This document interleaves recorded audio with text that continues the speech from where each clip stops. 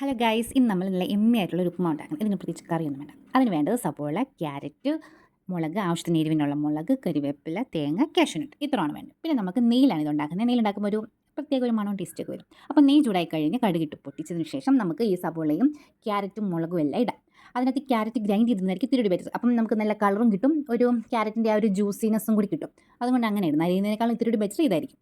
ഫസ്റ്റിൽ cash ഇട്ടുന്നത് just മൂപ്പിച്ചിട്ട് ഇതൊക്കെ ഇടുന്നതായിരിക്കും കുറച്ച് ബെറ്റർ. ഞങ്ങൾ ലാസ്റ്റായിട്ട് പോയത് കേട്ടോ. ഇതിൽ അമ്മയുടെ സ്പെഷ്യൽ ഉപ്പുമാവാണ്. ഇതിനകത്ത് ഒരു നുള്ള ഉപ്പും, നുള്ളു വേണ്ട, മീൻസ് ആവശ്യത്തിനുള്ള ഉപ്പ് ഇടണം. കാരണം ഉപ്പുമാവിന് ഒത്തിരി ഉപ്പായാലും ഭയങ്കര പാടാണ് കഴിക്കാൻ. അതുകൊണ്ട് ആവശ്യത്തിനുള്ള ഉപ്പൊക്കെ ഇട്ട് നന്നായിട്ട് വഴറ്റിയെടുക്കണം. നല്ല സോഫ്റ്റായിട്ട് വെന്ത് വരണം.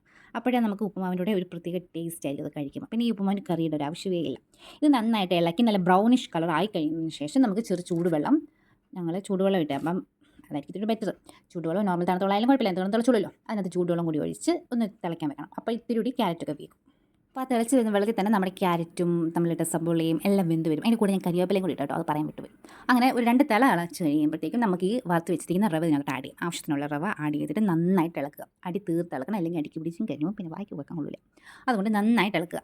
പിന്നെ നോൺ സ്റ്റിക്ക് പാത്രത്തിൽ ഉപയോഗിക്കുകയാണെങ്കിൽ ഇത്തിരി ബെറ്റർ ആയിരിക്കും, നമുക്ക് ഇളക്കാനൊക്കെ ഇത്തിരി സൗകര്യമായിരിക്കും. നെയ്യും കൂടെ ഉള്ളത് കൊണ്ട് അടി പിടിക്കാതെ പെട്ടെന്ന് ഇളകുന്നതിനൊപ്പം നമുക്ക് വരും.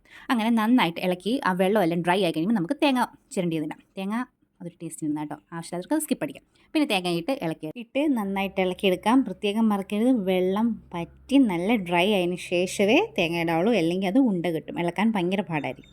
അത് കഴിഞ്ഞ് ജസ്റ്റ് ചൂടാക്കിയിട്ട് നമുക്ക് എടുക്കാം. അപ്പോൾ നമ്മുടെ ഉപ്മാവ് റെഡി.